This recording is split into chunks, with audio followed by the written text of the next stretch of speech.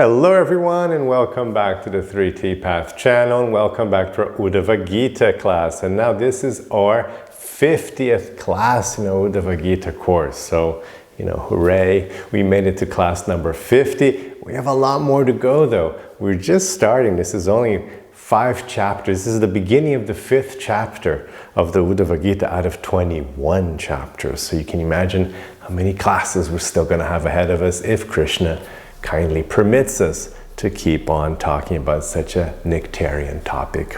And if you want to watch the entire Uddhava-gita course, then you become a member of this channel and the instructions are here in the description of the video. And you can access all Uddhava-gita classes, all 50 classes, well 49 because this one you can access now, but you can access all 50 from here on.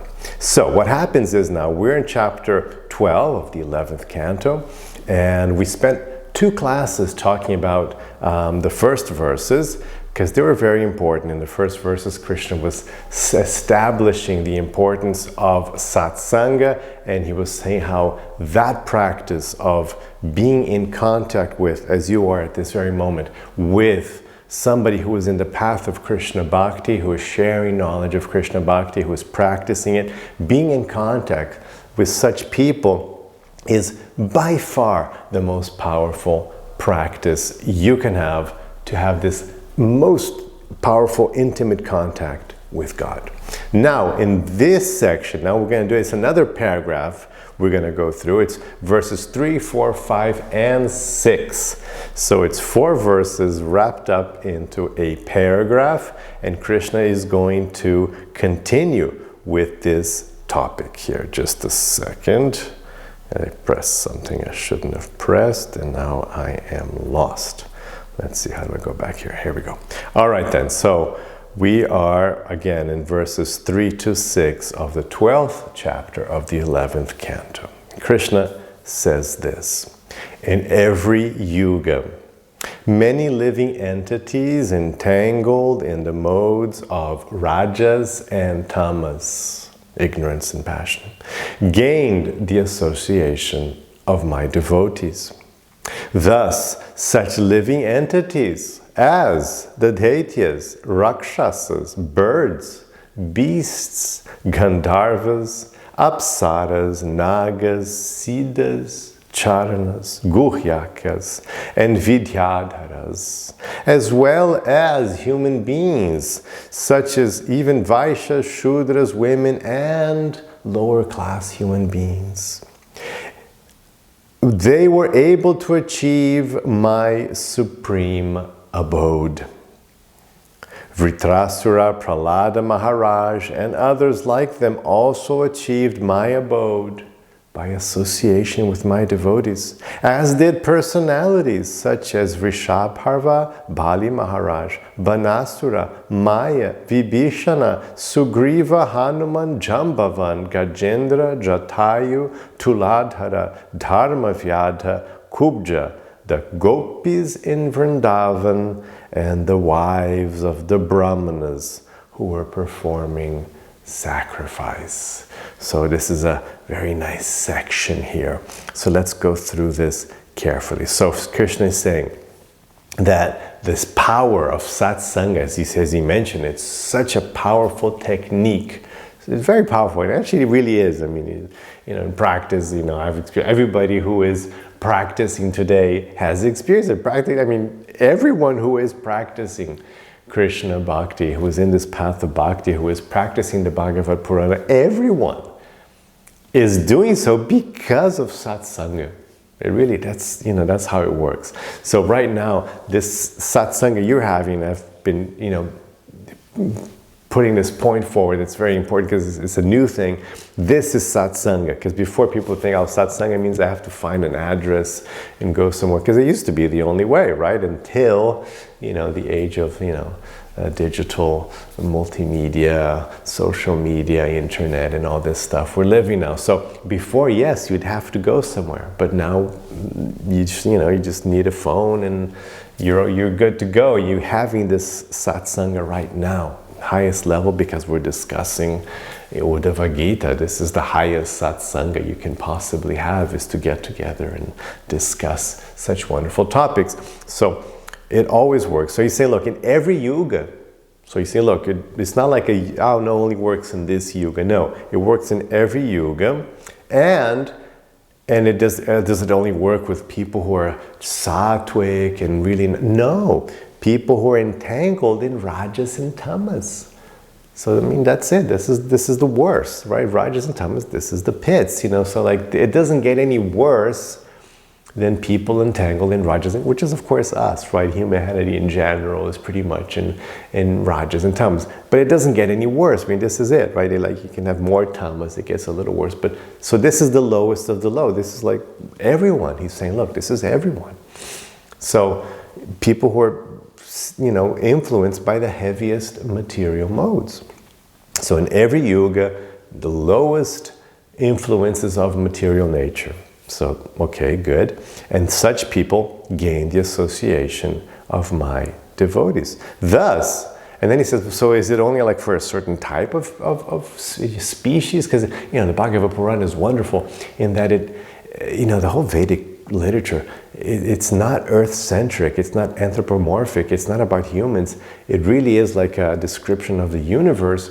And there's all these different civilizations, you know, which we would call aliens because they're not on Earth, but, you know, there's all these different alien civilizations spread out throughout the universe, and they're, you know, some of them are more famous, and here there's a list of them.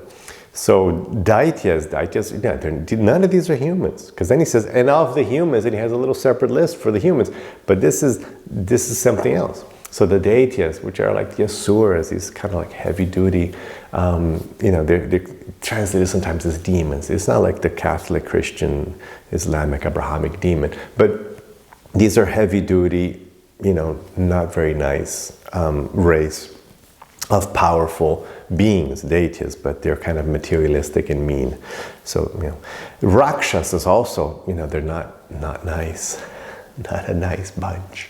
So these are not nice people. In general, it's like not nice civilizations at all. You know, they're heavy cultures. So Daityas, Rakshasas, and then birds. It's like birds. Of course, not your regular bird in today on Earth. This is like a special kind of bird, which is mentioned at the bottom here, Jatayu. Like this is birds in other yugas. You know, this is a different kind of bird. Beasts, again, same thing, not just your regular go to the zoo beasts, but this is also, you know, higher forms, higher consciousness forms of beasts, which are not, you know, on Earth today, but according to the Vedas were at some point in the past. So birds, beasts, Gandharvas. Gandharvas are sometimes translated as angels, but again, not too much, you know, it's just like the word is just used, but it totally gets lost in translation. So they're not like the, you know, like Catholic Christian church idea of angels. No, they're just these beings. They're more like musicians, really. Musicians for the devas. But yeah, it's like they're powerful. They're, again, all these are much more powerful than humans. They're, you know, higher species. But they're like, you know, again, they're alien species. And so Gandharvas. Apsaras. Apsaras are celestial, you know, not it's in kingdom of God celestial, but celestial is in higher regions of this universe. These are celestial women. They are like the women folk of the devas, as it were, Apsaras. So they are these beautiful, you know, incredibly beautiful. They're known for their like just overwhelming beauty, you know, and of course their charm, and you know, they're like amazing. Like you imagine, like just beautiful, talented women of celestial realms. So Apsaras, Nagas, Siddhas. Oh, sorry, Nagas are serpent folk. Yeah, it's a whole race. You know, go figure it. You know, sometimes they assume human form, but it's like a whole race of reptilians. You know, like today's UFO types. They like to talk about the reptilians. You know, so these are literally the reptilians. So it's a race of reptilian aliens. Siddhas are special race of folk who have lots of siddhas, of the powers. They have lots of mystic powers, so they're very, very elevated, very powerful, elevated beings of light. But again, they're still in the universe, but they're like really powerful types. Charanas, I'm not sure what the charanas are, Guhyakas and Vidyadharas, as well as, and then humans. So these were all like aliens.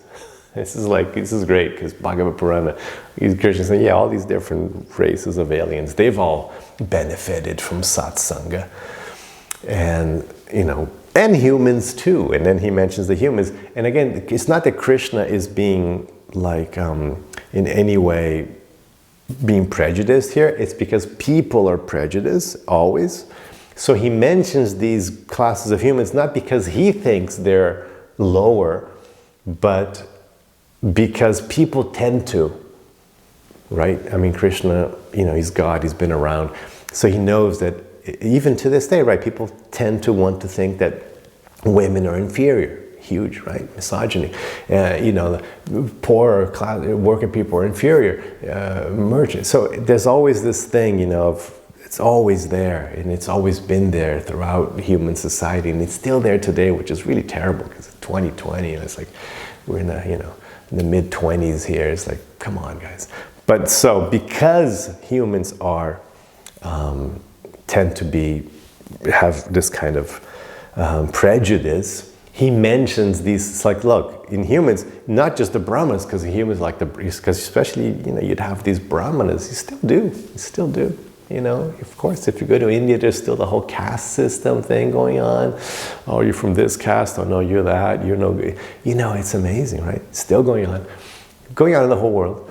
And women, super going on in the whole world, women always get, anyway, I'm not gonna get into it. But the whole thing against women, so, he's saying, look, and don't think that it's just for like male brahmanas or something. No, everyone, Shudras, Vaishyas, women, everyone.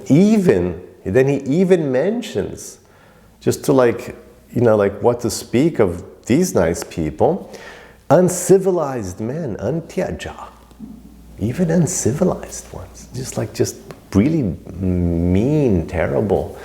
And we're gonna mention the story of one of them. So even like the lowest of humans, uncivilized humans. So everyone can benefit from sat-sanga. So he's very careful, he makes this huge list. And they were able to achieve my supreme abode. And then the second half is a list of famous Hall of Fame. A Hall of Fame list of people in these different categories who made it. So let's read the purport, because then we'll see, it's going to mention briefly some of these. The Lord has mentioned devotees such as the gopis of Vrindavan and also demons like Banasura to illustrate how he comes under the control of those who surrender to him. It is understood that devotees like the gopis and others mentioned here obtain pure love of Krishna, whereas demons generally obtain only salvation. Many demons were purified by association with devotees and came to accept devotional service to the Lord as the most important among the various activities in their lives, but the exalted devotees like Prahlada and Bali Maharaj know nothing except devotional service, which they accept as their very life. Still, the reformed demons are also mentioned so that readers of Srimad Bhagavatam will understand the enormous benefits one may achieve by associating with the devotees of the Lord. So, let's go through here a little bit now. The demon Vritasura was the pious, so this is a great story from the Bhagavatam, way back, this is 11th canto, so we've gone through all these stories already, if you've been reading in sequence. So the demon Vritasura was the pious king Chitraketu in his previous life. So Chitraketu was this king, and it's a great story. And So what happens? He does the dental exercise. I love this story.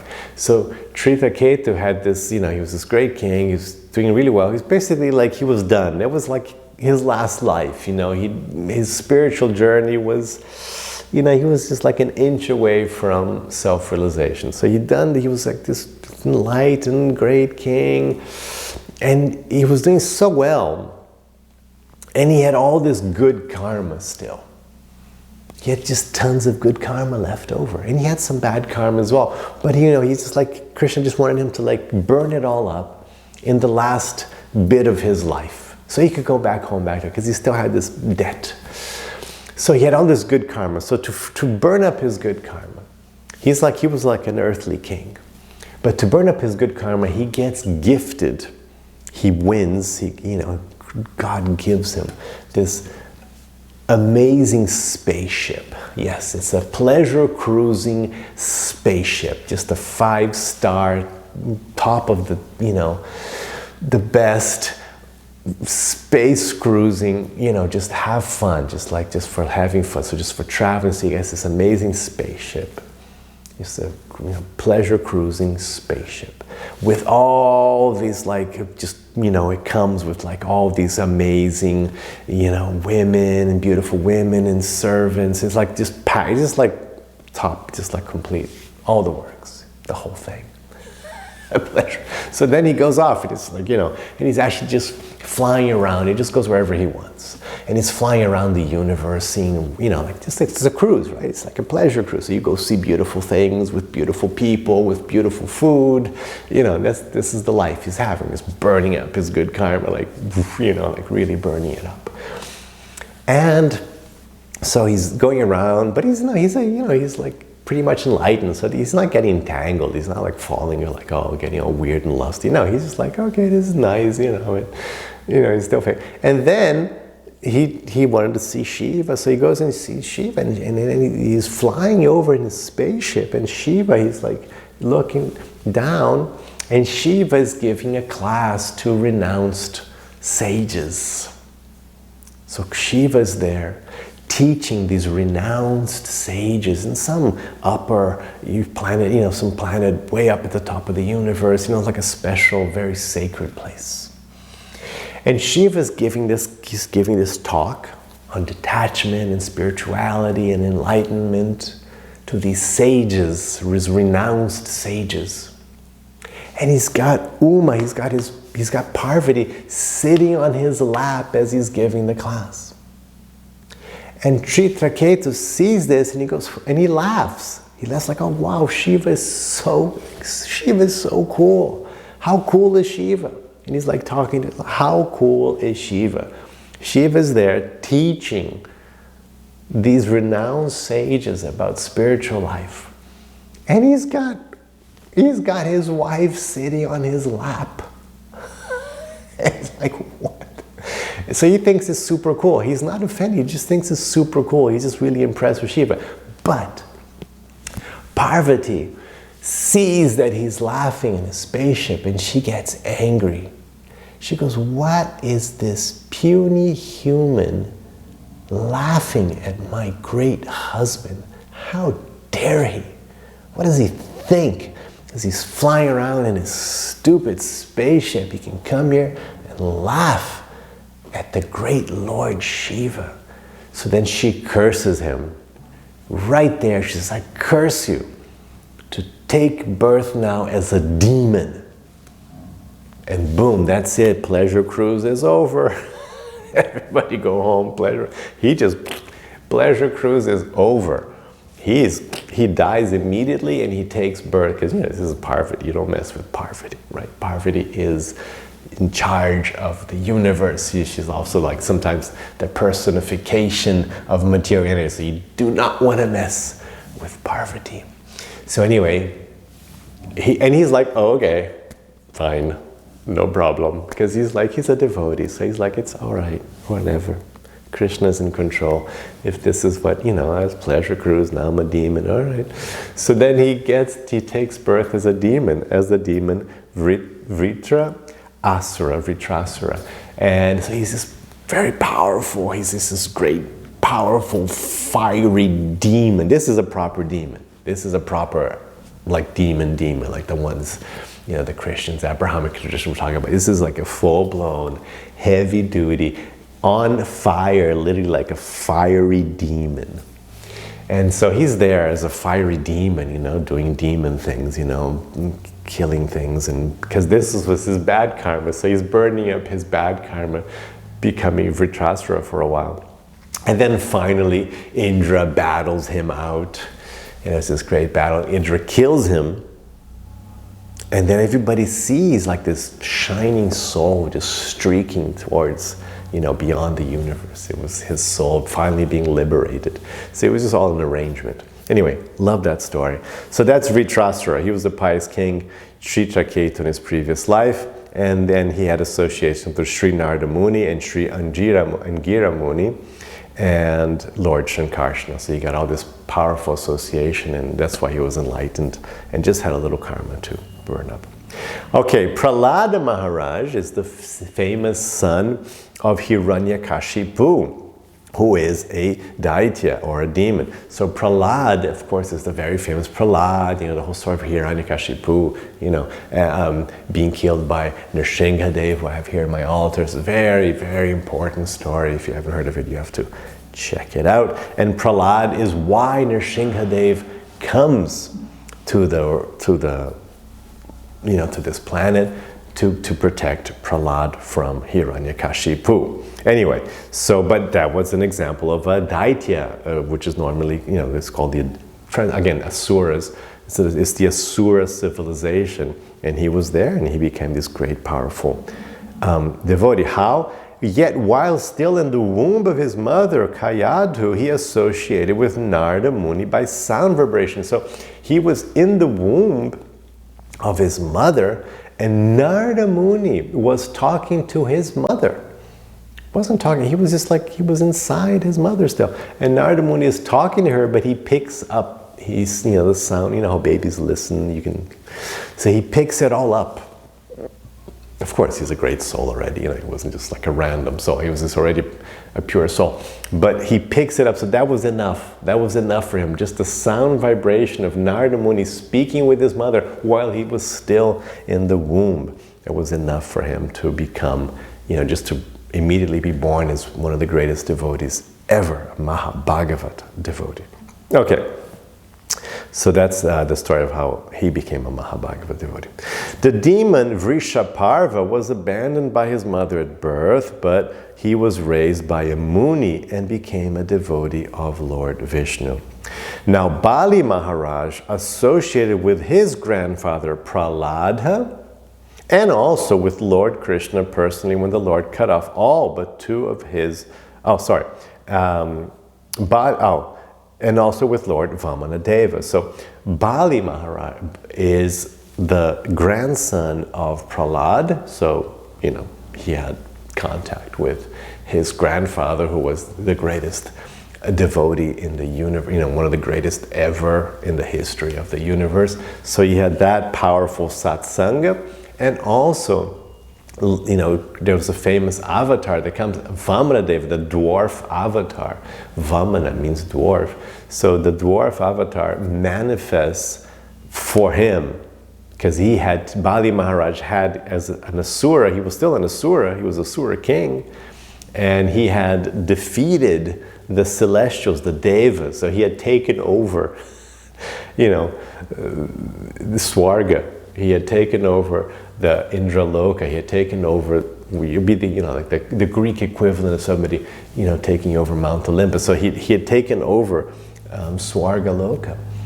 And so the Devas were defeated, and they needed help from God to reestablish the order in the universe. And the avatar that comes to do that is the dwarf avatar Vamanadeva.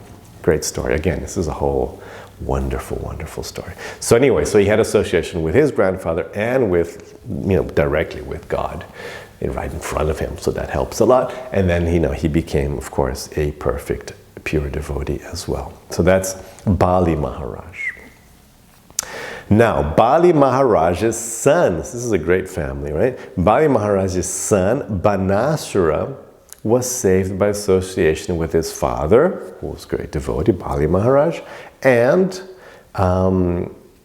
Lord Shiva. He also associated with Lord Krishna personally when the Lord cut off all but 2 of his 1,000 arms, which had been awarded as a benediction by Lord Shiva. Understanding the glories of Lord Krishna, Banashra also became a great devotee. Okay, now the demon Mayadanava. The demon Mayadanava. So Mayadanava is an asura as well. He's with the asura folk. But he was also like the most brilliant architect / engineer in the universe. He was like the best. And he was working for the bad guys. But during Krishna's passage through the world, he gets Mayadanava to build a fantastic assembly house for the Pandavas. And also he had contact with Lord Krishna in this process, eventually achieving the shelter of the Lord. Okay, Vibhishana was a pious-natured demon, another asura, the brother of Ravana, and he associated with Hanuman and Ramachandra. So Vibhishana is, now we have to go back to the Ramayana, the Rama incarnation, the Rama Leela. So in the Ramayana, you can see this character Vibhishana, who is the brother of Ravana, who is the arch enemy of God, a terrible person, but his brother is a pious person, and he had contact with Hanuman, a perfect devotee, and of course the Lord himself as Lord Ramachandra. Okay, let's go on with this list now. Sugriva, Hanuman, Jambavan, and Gajendra are examples of animals who achieved the mercy of the Lord. So these, of course, not in this era, in this age, in Kali Yuga, doesn't work. These are beings in other yugas, in Treta Yuga and Dwapara Yuga. Jambavan, or Riksharaja, was a member of the race of bears. He personally associated with Lord Krishna, fighting with him over the Shyamantaka jewel. So Jambavan, some people say, was a very long-living being. So he was still alive from Treta Yuga. He was still alive. So he kind of remembered, like he had contact with Lord Ram. He participated in the battle of taking over, of killing Ravana, because it was an army of monkeys and bears, and he was there, and he stayed around the earth for a long time. He had some sort of weird benediction of humongous longevity, and so he was always, had that in mind. And then there's a whole pastime with him, there's a whole Leela with him, with Krishna, involving the Shyamantaka jewel. It's a great story. So anyway, all that stuff is there, and he's not a human, he's a bear, but again, he's not like a regular bear. He's like a high consciousness bear, a humanoid bear, as it were. Just as, Sugriva and Hanuman are humanoid, like they're Planet of the Apes type, very advanced civilization creating monkeys. They're not just regular monkeys. So he's a bear. The elephant Gajendra, beautiful, famous story of the Bhagavad Purana as well, very famous, beautiful story of again, not a regular earth elephant. This is an elephant in some other planet, another type of elephant, a conscious, elephant, high civilization conscious, celestial elephant, Gajendra, but very beautiful scene where he takes a lotus and offers it to Krishna for help, to Lord Narayana for help, and gets saved from the crocodile. Great story. So that's an elephant. In his previous life, he had association with devotees, and at the end of his life, as Gajendra, he was personally saved by the Lord.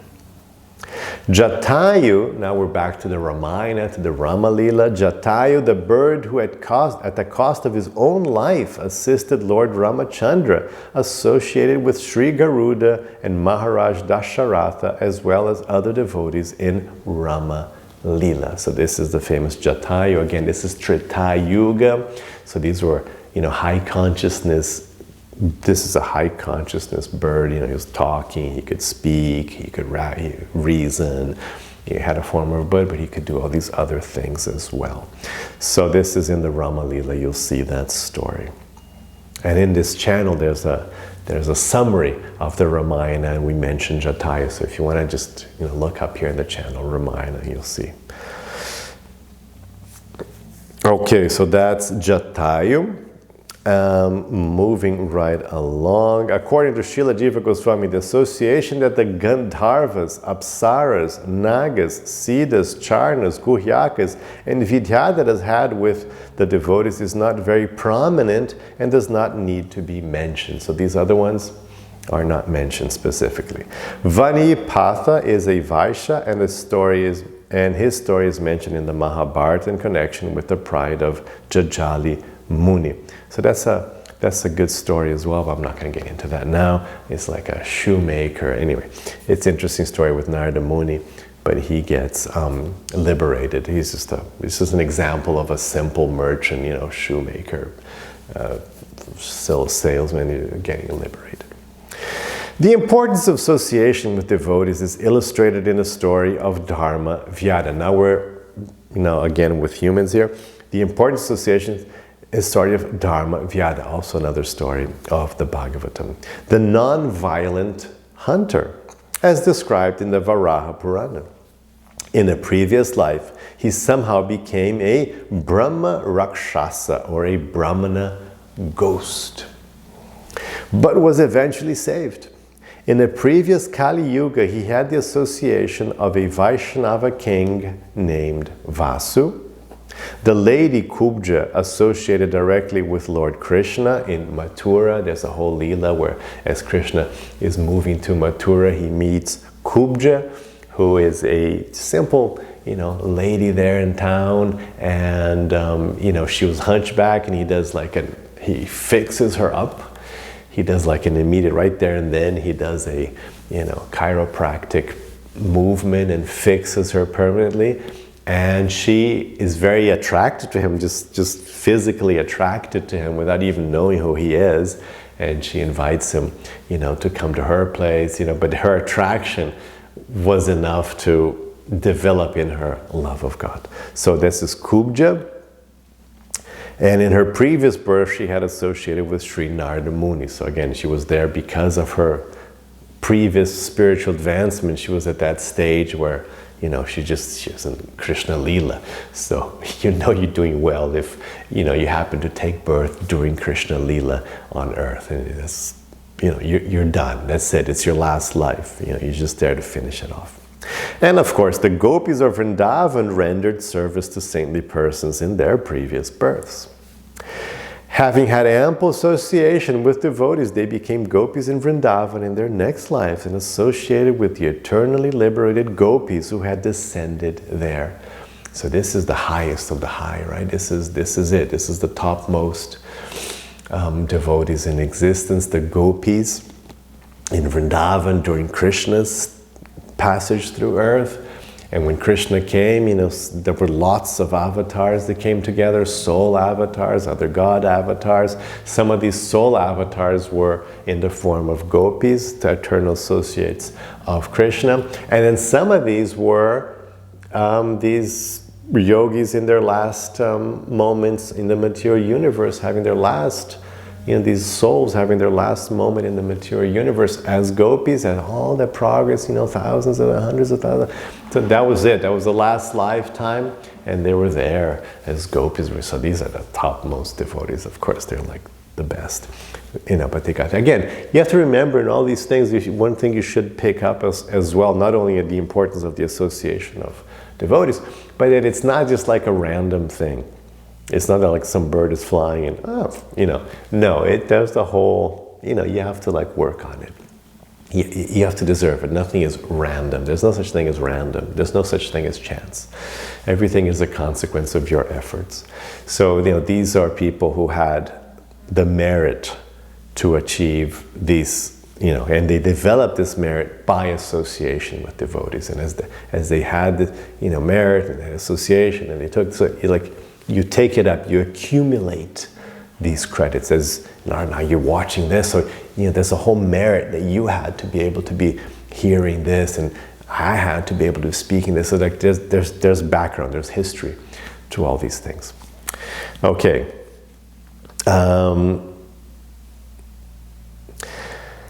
And then they also had association with Tulasi Devi or Vrinda Devi, which is, you know, that personification, also an eternal being of devotion, of Vrindavan. The wives of the Brahmanas performing sacrifice had association with women sent by Lord Krishna to sell flower garlands and betel nuts and heard about the Lord from them. And of course, this is another great Leela of the Krishna Leela series of the wives of the Brahmanas who are performing sacrifice when Krishna is just a little boy and he's hanging out with his cowherd friends and they've been playing for ages and they're super hungry. And so they're like, oh, please, Krishna, we're like so hungry, man. Can't you like get us some food? Because, you know, Krishna would do everything. So they're like, oh, Krishna can do anything. So Krishna, can you, like, we're super hungry. What do you say about that? So then he gets like, look, we're close, because, you know, they're playing, they're moving around with their calves. So they're like far away from home. So look, there's some Brahmanas over there and they're preparing a ritualistic sacrifice, you know, one of these yagyas. And for the yagyas, there's always lots of food.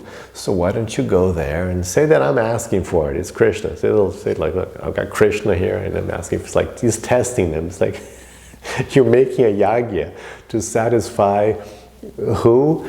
You know, I'm the guy you're supposed to be satisfying. So just tell him, you know, give him this chance. Tell him, you know, give him just bypass all that ritual stuff and just, you know, hand me this stuff directly at my request.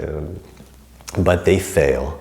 They fail the test because they're already, you know, they're very proud and no, we have to do this thing, you know, this is the way you awake children. You know, we have to do this. This is the proper way of doing it. They're very attached to their ritual. But the wives were like, they were on a higher level because the wives, they heard of Krishna. It's like, oh, it's Krishna. So they knew about Krishna. They knew they were there. So they sneak out. They're like, oh, well, you know, the husbands are like, oh, this is just the right place and this is the right position, the fire and the altar is like this. And yes, we're facing the right way. And they're like figuring all these details out and they just sneak out and take all the stuff to Krishna and the boys, and they're like, oh, Krishna, and they're like, you know, fully devoted. They're like this perfect head, you know, bhakti yoginis, and they're like, you know, Krishna. And so they give all this stuff to Krishna, and Krishna's like, no, it's fun, but you have to go back, you know, it's fun. And then the husbands are like, oh my God, we were so stupid, and they're like, oh, you know, they're like, to hell with our whole education, and they're just like, oh, we are just the stupidest people. We had Krishna and Balaram here asking for stuff and we're so dumb we didn't give it to them, but you know, our wives are so elevated and you know, but they were like, can you imagine? Krishna asks you for something personally and you don't give it to him because you're doing some other ritual. It's like, ah. So anyway, great story. So anyway, that was beautiful, wasn't it? That was fun, beautiful stories, beautiful topic, and I hope you enjoyed it and have the rest of your day with lots of peace and lots of love.